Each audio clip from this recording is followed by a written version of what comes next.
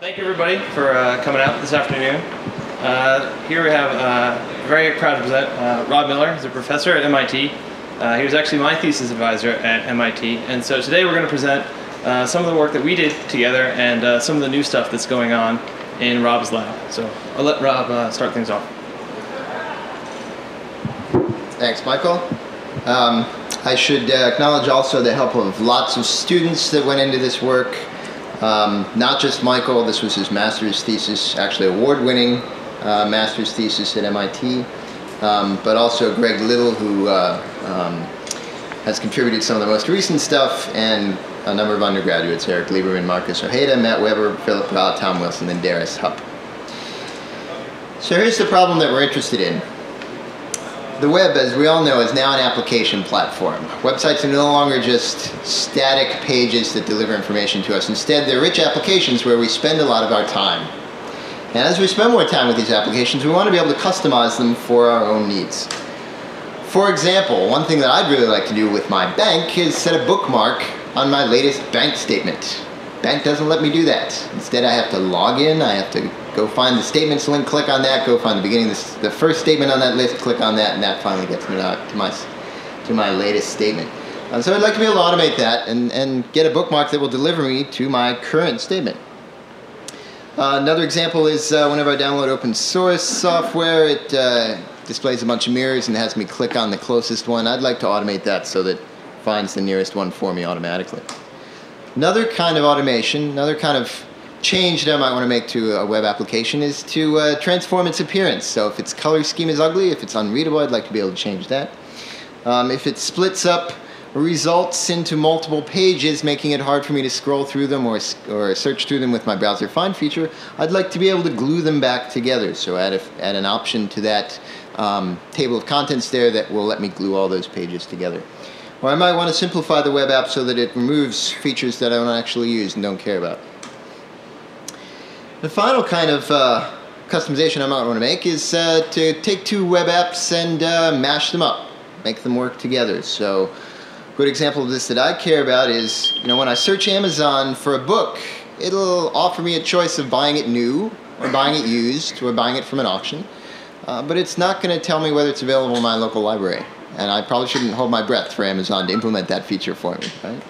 But it's something I can do myself. I can get the information about the book out of that Amazon page and go over and submit it to my library catalog and find out whether it's in the catalog, and then bring that link back and inject it back into the Amazon page so it's as if Amazon had implemented that feature for me. Another example is when I went house hunting recently, and I really wanted to add to these real estate sites a feature that would tell me how long my commute would be if I bought this house. Right? The good thing is that web applications are inherently accessible to this kind of change, right? They have built-in hooks that let us play with them. Their connection to a backend uses HTTP, which we can simulate. It replies with sort of machine-readable XML, ideally, but sometimes just HTML, but at least you can parse it and get data out of it.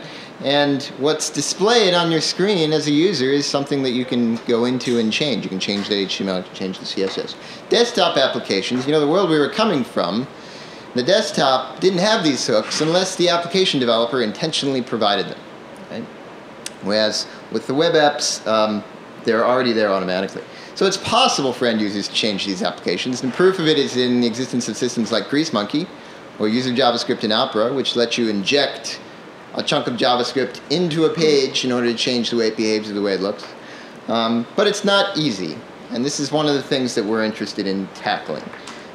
In particular, there are two barriers to doing these kinds of customizations that we've identified. The first one is that when you look under the hood of a web app, even an incredibly simple one like the Google homepage, it's more complicated than the user interface.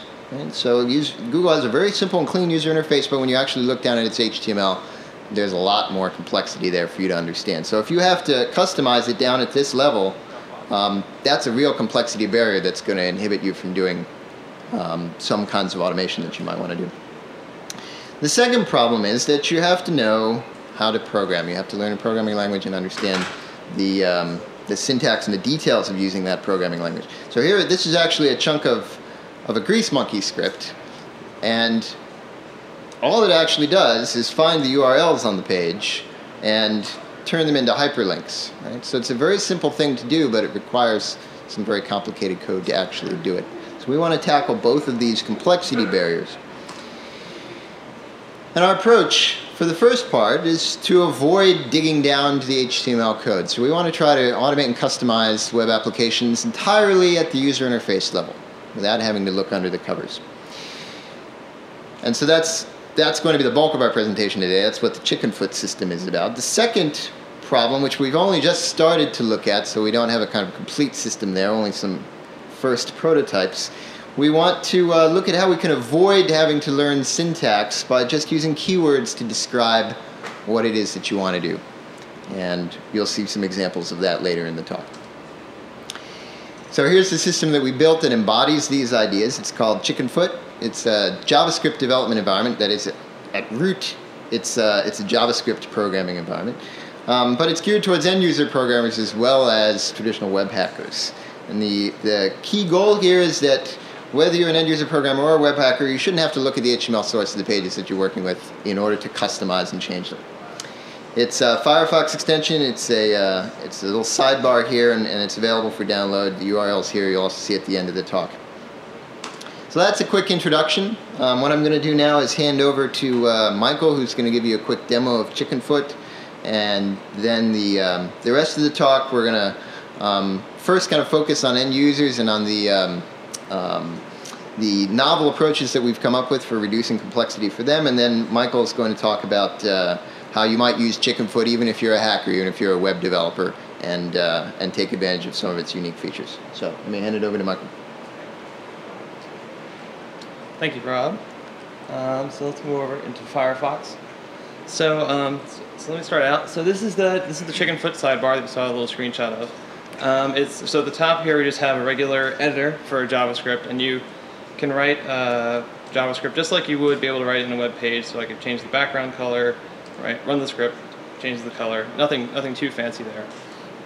But we're more interested in end-user programming and things that we can do from this sidebar. So we're going to start with a little example about how you could customize this page. So say you wanted to customize image search. That it was really easy to do a search for icons. And by icons I mean small GIF images. So normally the first thing that you would do if you were going to do such a thing is you'd have to go to the advanced image search. So there's a link for advanced image search over there. So in Chickenfoot I can just say click advanced image search. And I can run this, and that will take me to the image search page, as I'd expect. The next thing I want to do is, let's say we want to do a search for calendar icons. So we need to get the word calendar into this box, because this is the search box. So we need to find need a way to identify this text box in the page. So in Chickenfoot we actually have a patterns pane, where you can choose different types of patterns, such as button, link, list box, and see what Chickenfoot matches. So in this case, if we do a search for a text box, we'll see that Chickenfoot matches 5 text boxes, but we need to match the first one. So Chickenfoot actually can look for keywords in the page and tries to associate them with elements. So in this case, if we went with the all of the words text box, I try to match that, then now we see that I uniquely matched this box. So I can use this in my Chickenfoot script up here, and I can say enter all of the words text box, and I will do a search for calendar, or enter something. So when I run that, the word calendar appears in the box. So similarly, like I said, we want to search for small GIF images. So here we want to choose small, and here we want to choose GIF files. So Chickenfoot has a pick command that can pick items from a drop-down. So I can say pick small, pick GIF, and when I run that, it chooses those from the drop-down as we would expect. And then for the last step, we need to click the Google search button. So I can just say click search button. And I run that, and that will take us to the results page as we like. So this is neat, because now I've just been able to automate this entire process without knowing anything about the underlying HTML, what the form names are, if it's even a form, or anything like that. But the problem is that this is just hard-coded to do a search for calendar icons, so that's not too interesting. The other problem is that right now I need to type stuff in to the Chickenfoot sidebar to do my search. But the Google image search page already has a box for this, right? There's a box for me to input my search query, and there's a button for me to click on to search for images. So instead, I'd rather take advantage of that and just add my own button. So in Chickenfoot, we can write insert after the search button.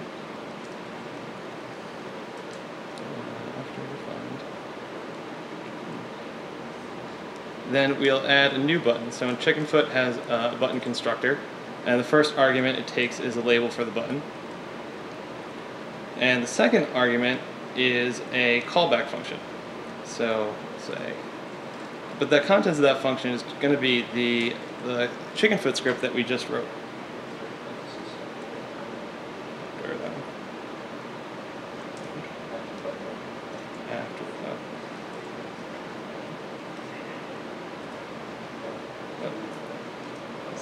Alright.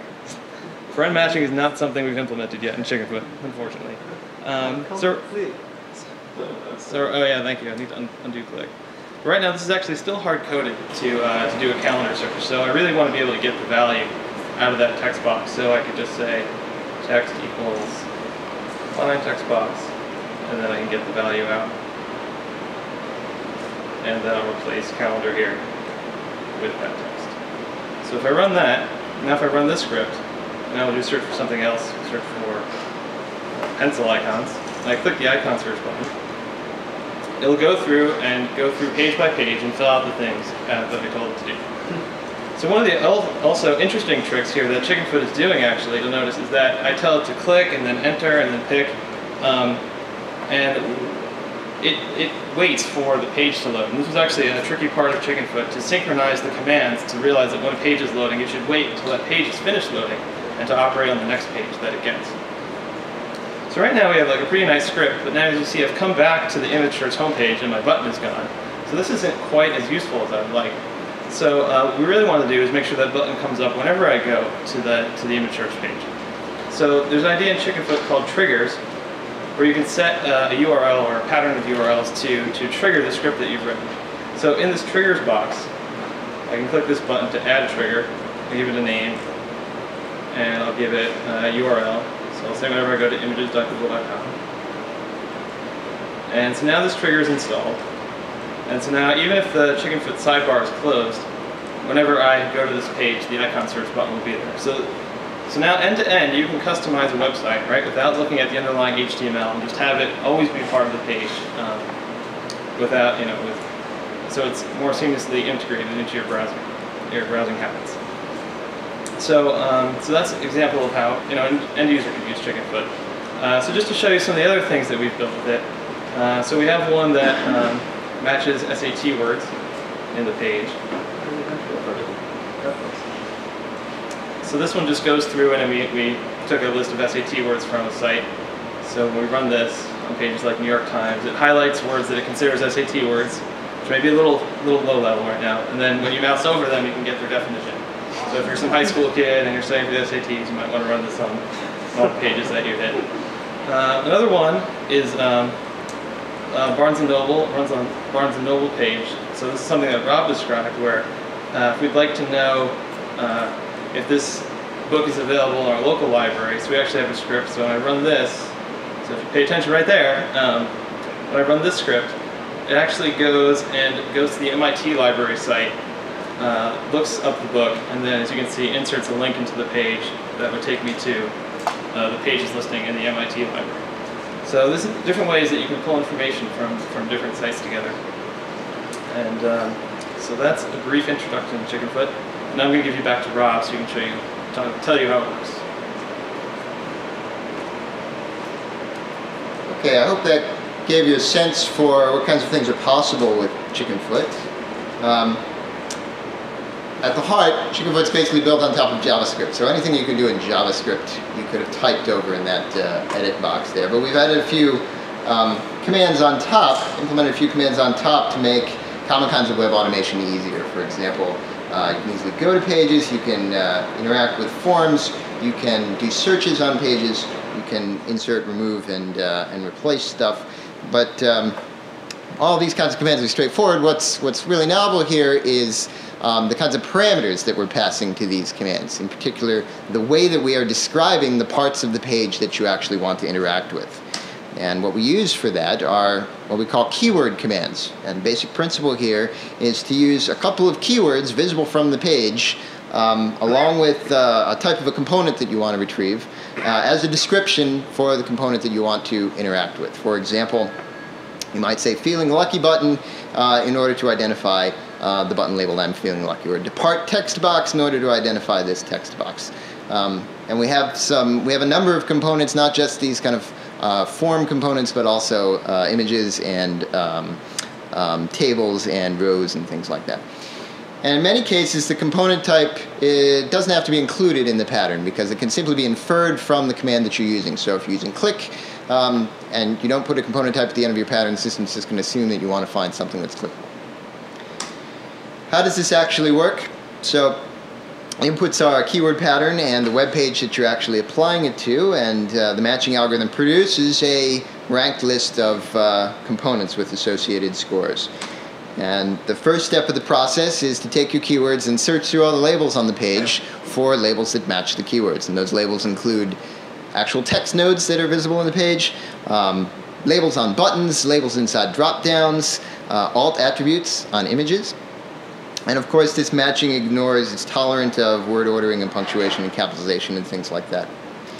Once we have a set of matching labels, we want to find the components of the type that the user has specified that are associated with those labels. And if we're talking about buttons, then the association is pretty easy because the label's directly on the button. But if we're talking about a text box, then we actually have to do kind of a geometric relationship to compare the bounding box of the label that we found with the bounding boxes of all the text boxes on the page in order to determine which text box is most likely to be the one that's being captioned by this label that we found.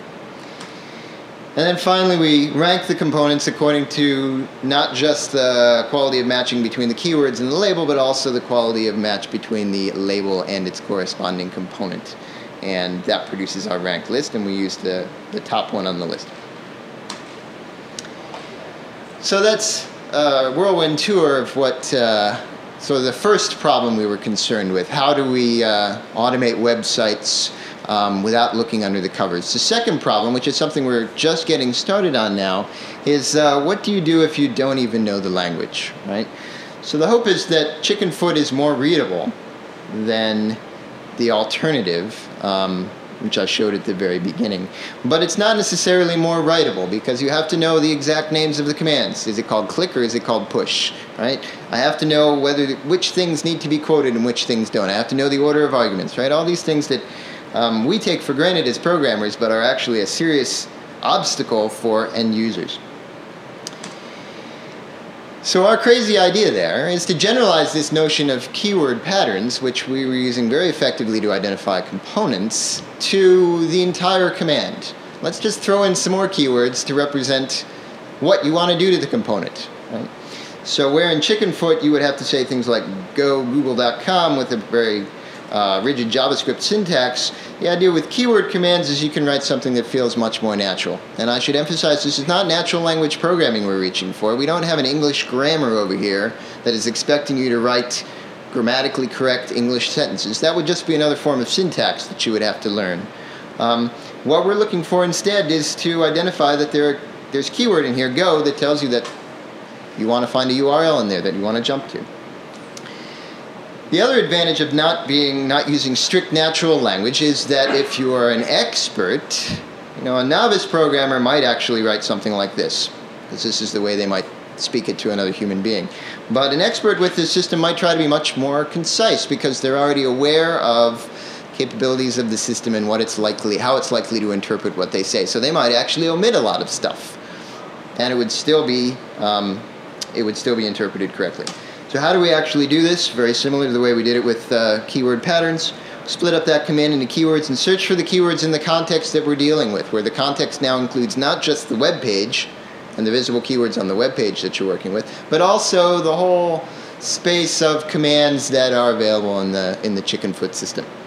And then we generate a ranked list of possible interpretations. And we actually use punctuation and ordering to affect the ranking. So if you actually quote something, that's going to boost its probability to be interpreted as a string rather than anything else. So that's one way that the user can control the interpretation process. And then we use the highest ranked interpretation. So let me give you a quick demo of our prototype in that area. This is not yet integrated into Chickenfoot because it's still very new. This box you see up here is basically a keyword command line. So I'm going to type a single keyword command into here, and the system is going to execute it on this page. So what I'm asking you to imagine is moving this box down into the Chickenfoot editor and allowing you to write a whole script of these kinds of commands. Okay? So the first thing I'll do is just something verbose. I don't know if you can see this, but what I'm typing is click on advanced image search link. The system interpreted that, and it was probably too quick to see, but I'll do it again. You got a little feedback about what it was doing, a little green flash here to show you that that's the component it was operating on. It also gave some feedback up here, a stylized English form of how it interpreted your utterance. And in fact, this stylized version is also a keyword command. I could type this. In fact, I pretty much did type that in and get it to do the same thing. I could automate this form by saying something like enter calendar into all the words text box, which again is a verbose way of saying it, but a much more concise way might be to say I want the all words text box to be equal to pencil, for example. So we get a lot of power from just using keywords and ignoring the rest of the syntax. And let's see, I'll also just do the rest of this example. Choose small size and use GIF files, and then go ahead and do a Google search. And so without actually knowing the language, I was able to automate same thing that Michael did, basically using JavaScript. Let me give one more example here. We'll jump over to Yahoo and drill into Yahoo Local. And let's suppose what I want to do, try to enlarge this a little bit, is search for restaurants. Expecting that it's going to fill in this box here. The system actually makes a mistake because this tiny little box up in the corner is also labeled search the web, right? So this is heuristic search. It's ambiguous.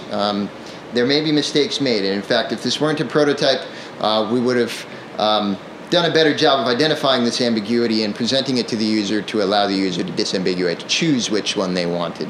But in the absence of that, I can still disambiguate by making it, for instance, a little more verbose. So if I say search for in quotes, then that's going to much more precisely match the caption of the thing that I wanted. Right? So if that gives you a flavor of what kinds of things are possible with keyword commands. One question here is this natural? Would it be better? Yeah, question. I just have a question about your command line back there. Can it interact with Chickenfoot components? For example, back on the image search page, you made a search for icons. Could you have also told it to press that button? Yes. Now that Chickenfoot has inserted that button into the page. Let me try that. So the answer is yes. Yeah, because they're all part of the DOM, and it's basically searching the DOM every time you issue the command. So, good question. So, is this natural? I mean, is this the right direction that we should be going with? Yeah. Can you come back and go back to the Yahoo page? Sure. You're going to ask me to do something that isn't going to work, right?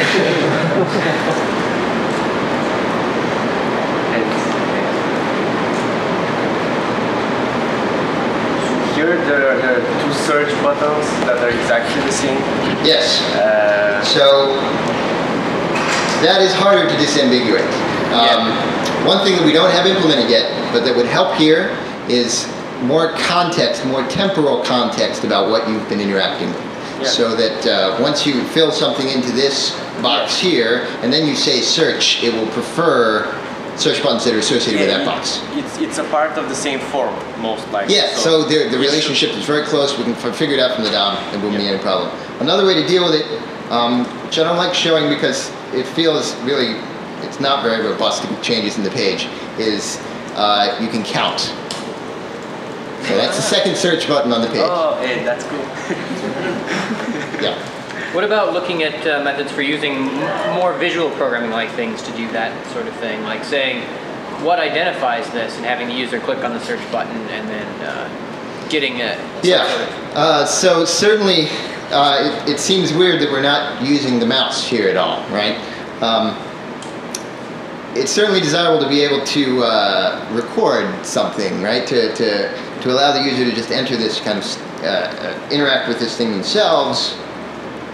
Whatever, and click on that search button, and that's the one that I mean, right? And in fact, we do have a recorder built into Chickenfoot, probably not on right now, but that would be able to record Chickenfoot commands that are associated with what you actually did, right? But I believe that we still need a textual representation for what you did, and I believe that representation needs to be understandable and editable by the user. So even if pointing and clicking is a great way to initially author the script, I think we need to think real hard also about how to display the script once it's been authored. Yep. It seems like there's an obvious application for accessibility here. If you could get voice commands or something to scroll the page. Do things like scrolling text or changing font sizes, or because if you could do those kinds of things where you can manipulate what you're seeing as well as actually clicking on links and all that, then you've got a wonderful accessibility system here for using web browsers. Yeah, I agree. And integrating with speech is like the next thing on our list of things to do.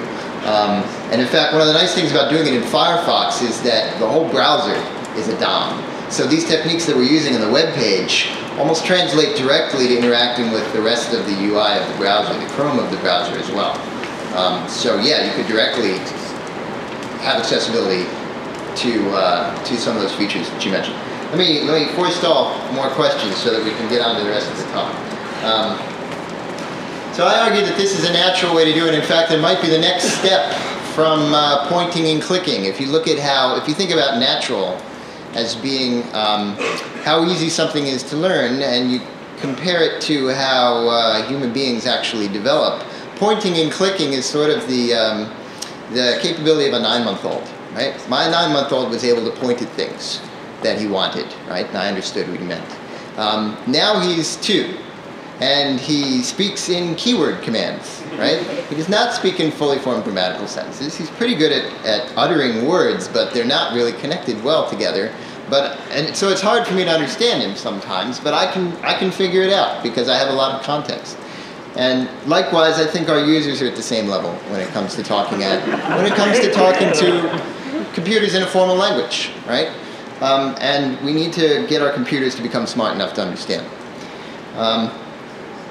And I also mentioned that there might be some benefits for expert users as well, because they can be much more concise than they would have to be in a formal language. How does this actually work? I'm going to blaze through this part.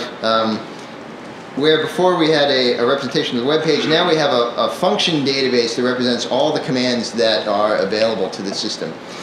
So for instance, we have a command for click that expects an object of a parameter of type button. And then we have another function that is able to find buttons on the web page, and it expects as its input keywords that are found on the web page. And associated with each of these functions is a set of keywords, which are basically synonyms for its operation. So click might have press and push associated with it. And these keyword types are mined from the page itself. So we just pull all the labels off the page to get that. So we process one of these keyword commands simply by trying to line up the keywords that we find in the command with functions in our database and construct a type-correct representation of a command that uses as many of the keywords found in the command as possible. And then we generate a bit of code, like a Chickenfoot code, out of that. Okay, so that's what we want to say about breaking down the complexity barriers for end users. The last part of the talk, I'm going to hand over to Michael, and he's going to talk about how web hackers, like developers at Google, might use Chickenfoot in their daily work.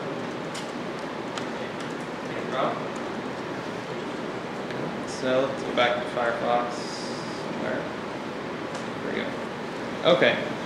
So obviously Chickenfoot, originally designed as a research project targeted at end user programmers, but most of you here are real programmers, which is great. And so I actually work on Google Calendar, and I've been using Chickenfoot since I got here to do various things. And if you're new to Chickenfoot, it may not be inherently obvious, like the power of having this sidebar, what this power gives you in the sidebar. So I'm going to go through some different types of things that I've been able to use this for, and hopefully you'll find it useful as well. So the first thing is that when it comes to the web, JavaScript is basically the hacking language, right? If you're if you're trying to do little tasks on Linux, you're probably using Bash or Perl or Python or one of those languages. Maybe just write like a simple patch script, get something done, you throw away the code and you move on. On the web, that language is JavaScript. And the important thing about putting this sidebar in Firefox is that there's information in rendered web pages that's not available to other web pages, as if you just got the page from wget and had the plain HTML. There's extra information that we can use in the rendered web page to do tasks that we wouldn't otherwise normally be able to do.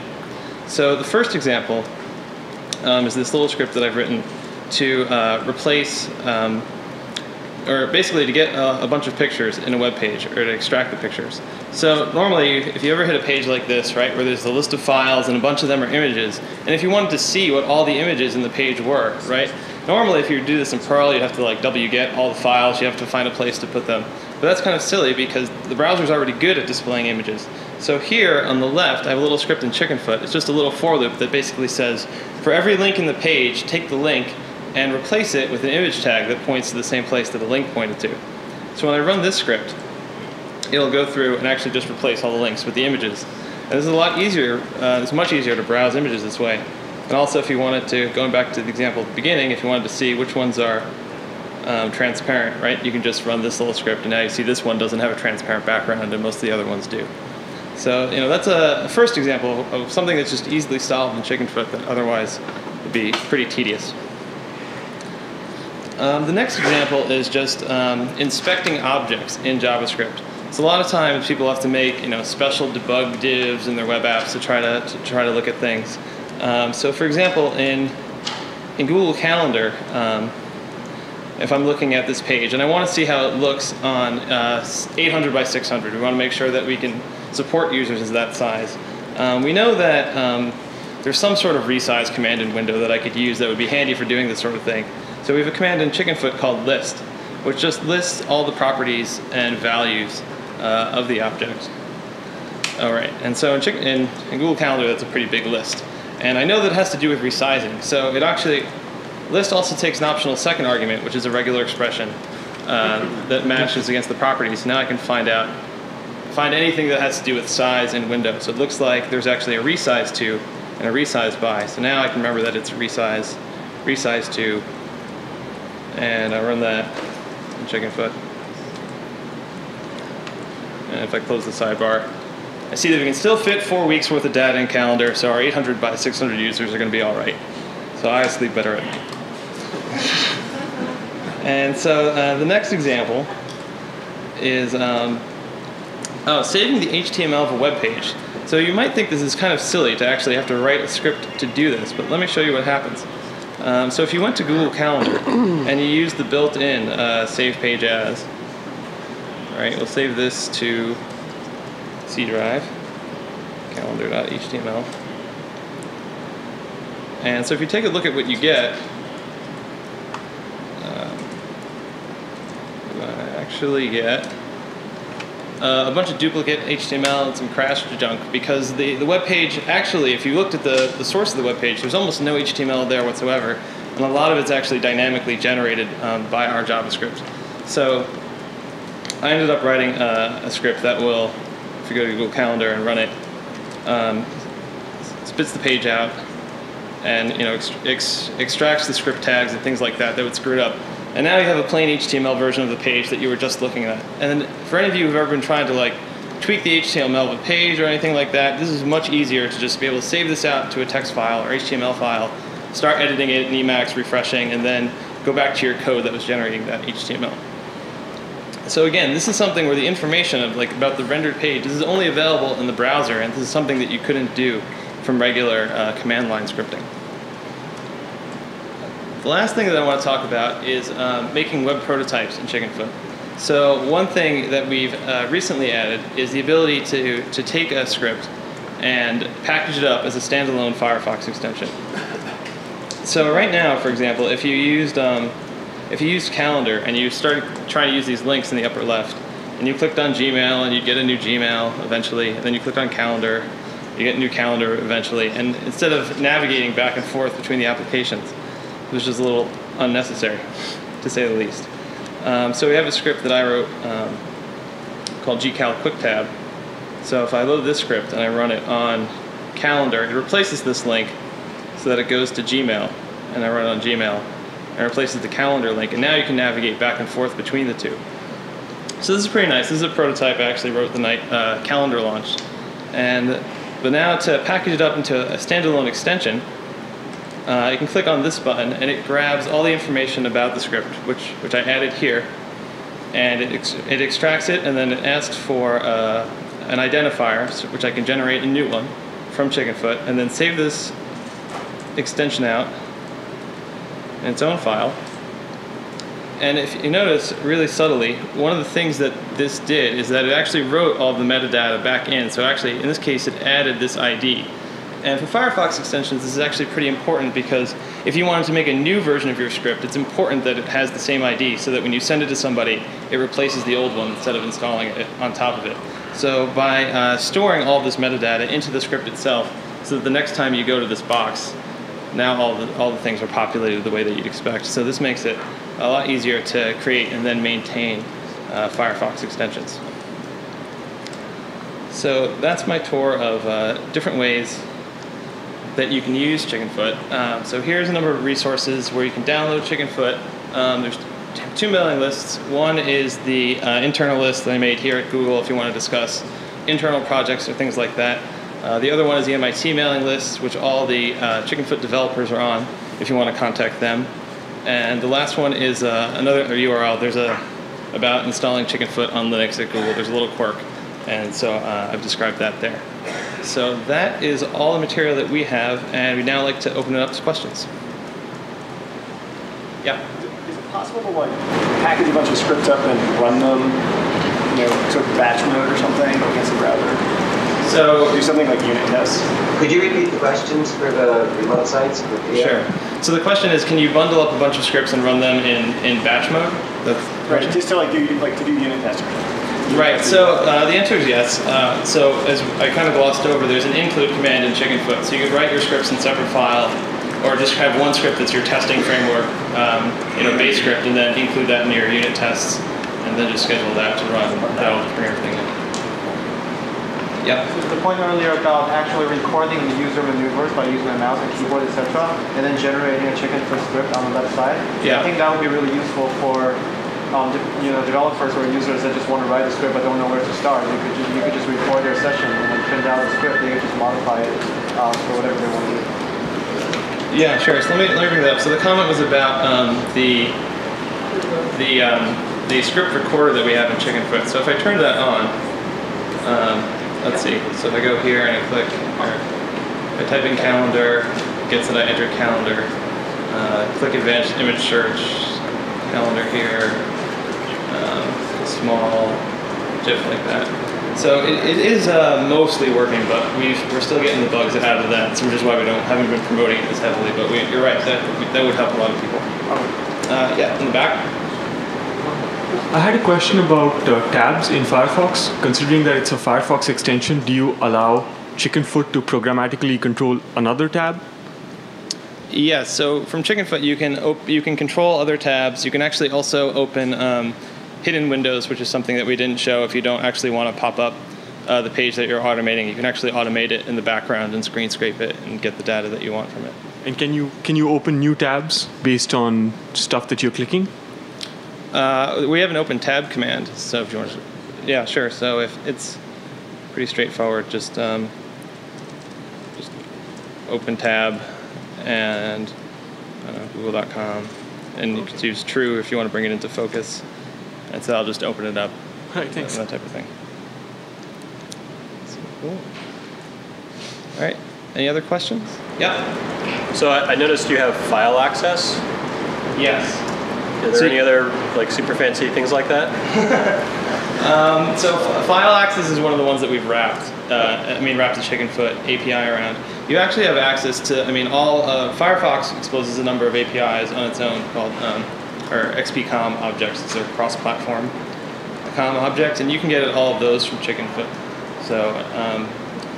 So there is a lot there, just not as much as wrapped, like with Chickenfoot specific APIs. Yeah. So I know there's this other project called PiggyBank at MIT. So it seems sort of symmetrical here. So you guys are providing this interface where users can easily insert commands to the web browser, and PiggyBank sort of sucks the content from the browser. Is there any sort of collaboration or joint effort there to produce something more seamless? Yes. Yeah, there absolutely is. So the question was, what's the relationship between this Chickenfoot thing and PiggyBank, which is another MIT project, which is actually about sucking data out of pages into your own private piggy bank where you can work with it. Yeah, we are starting to work more closely with that group.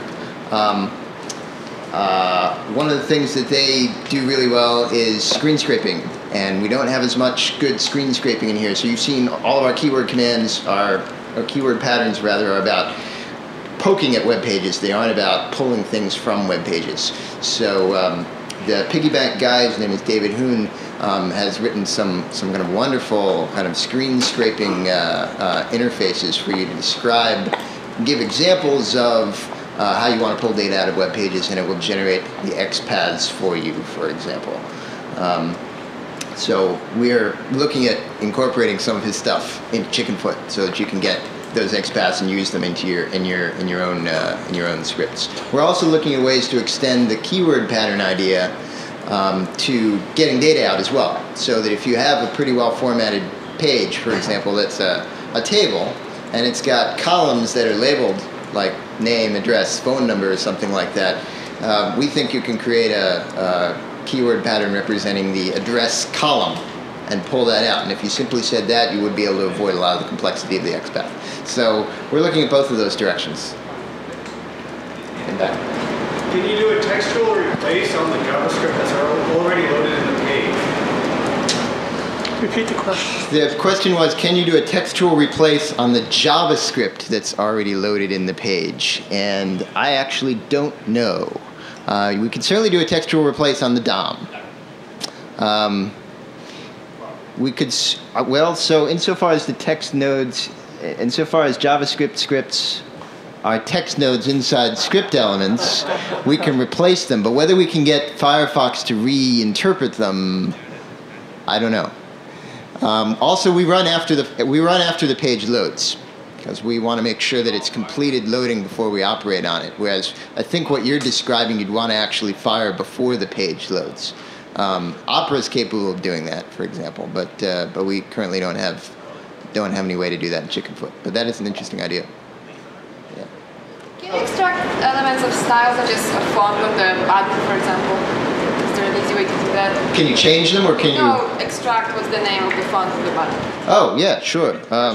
Yeah, that's. Do you know the code for that? So we can say something like find feeling lucky button.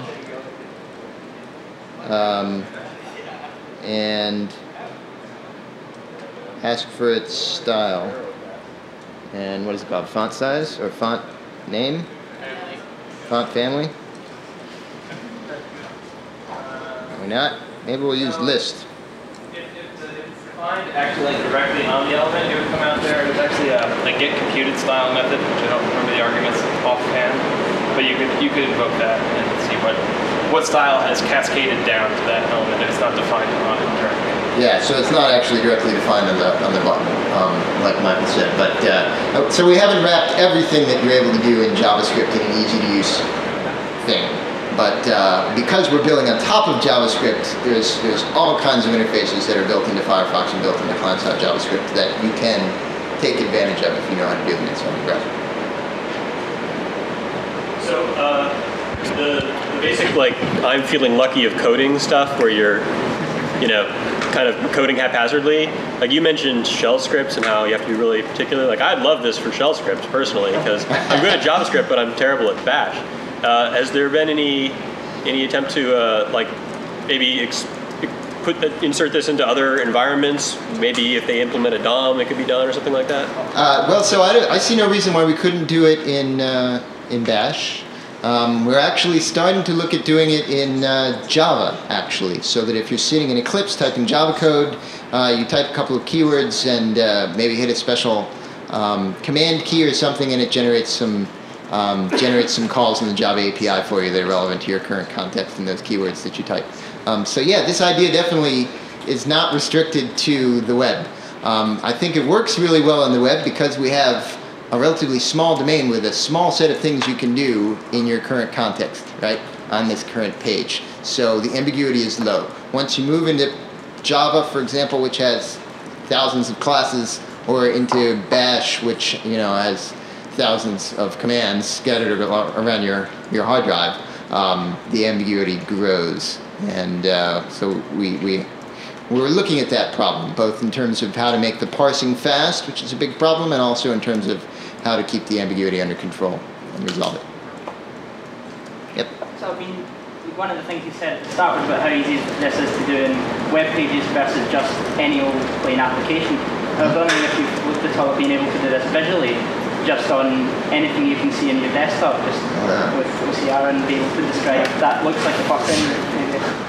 Yeah, we haven't looked at using OCR for it yet, although that's an interesting idea. I mean, another way you can get at this stuff, and this ties into the accessibility question earlier, is there are accessibility APIs on desktop applications that will be able to give you these kinds of labels, and may even be able to let you trigger them so that you can actually click on that menu item and trigger that command.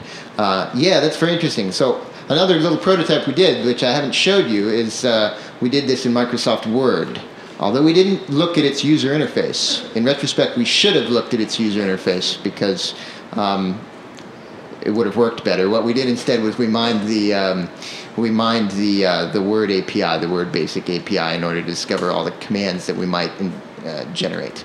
Yeah, so this is definitely a direction that would be cool, right? I mean, why should you stop at the browser? Just do anything you can see. Can you talk about security issues with downloading other people's Chickenfoot scripts? Yeah, security, let's see, we have a page about that. Because security was important for... Grease Monkey had a big problem with security last year. It turned out that one of their API calls, GM XML HTTP request, would allow a malicious website to pretty much make an HTTP request anywhere. And in fact, to inspect your entire hard drive and things like that. So you have to think carefully when you're writing these kinds of things. And in fact, when you're just an extension developer for Firefox, you have to think carefully about whether you're opening security holes that malicious software could exploit.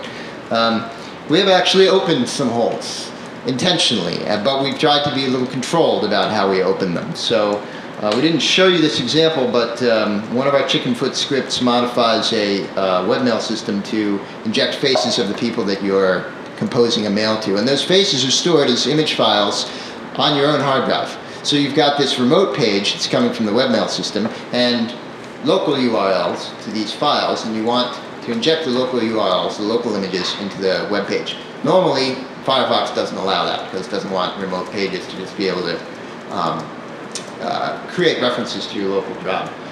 So we created our own protocol, which we call Chicken Bypass, that allows us a controlled way for Chickenfoot scripts to inject references to the local page. And it's controlled because each of these URLs has to be basically signed. There's a hash in here that's a hash of the local URL along with a random nonce that's generated at runtime every time Firefox runs, so that a malicious site can't simply copy one of these URLs and put it in their web page and be able to inspect your hard drive that way.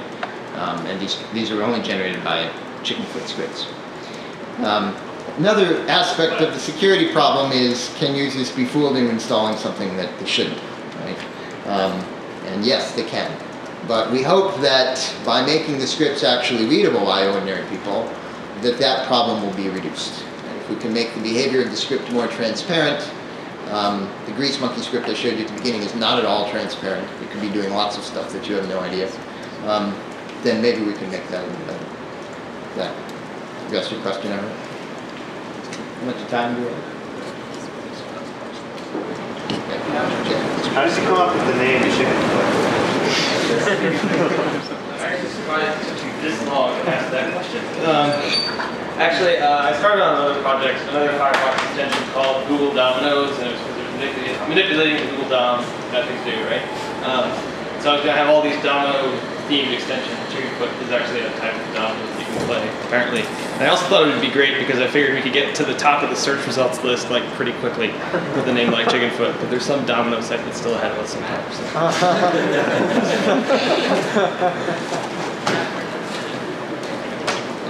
You mentioned that one of the driving forces behind this was to get end users of the web to write scripts. I assume you've run user studies on this. Have you seen varying levels of learnability based on, I don't know any programming, and versus, I've taken a couple classes versus I'm a hacker, and like what they can do with the system? Yeah, we have run some user studies. They haven't really been sort of end-to-end user studies in the sense that we've sat them down with tasks to actually create scripts for. We've run narrow user studies looking at things like, can they generate keyword patterns to describe these features, and can they use keyword commands, for example. One interesting thing relevant to your particular question, which was about have we seen differences between real non-programmers and expert programmers in their approaches to this system. The answer is we have not really seen those kinds of differences. That they seem to approach keyword commands, for example, at basically the same level and trying the same kinds of things. It's probably all I can say about that, because I don't. I'd have to go back and look more closely at the data to see some of those differences. But that's a good question. Yeah. Just wondering how long you think it'll be before we have keyword commands in Chickenfoot? Oh, only a couple of months. There's a student working on it as we speak. What was the question? Yeah, well, the question was, how long will it be before keyword commands are integrated into Chickenfoot? Oh. Any more questions? Okay, one more. Is Chickenfoot a standard Firefox extension that I can download and install? It is not on addons.mozilla.org yet, if that's your question. Chickenfoot is not. So you asked whether Chickenfoot was a standard extension. It's standard in the sense that you can download it and install it, and it'll run in Firefox 1.5. So that's certainly true. It's not yet hosted on addons.mozilla.org. Okay, thank you very much.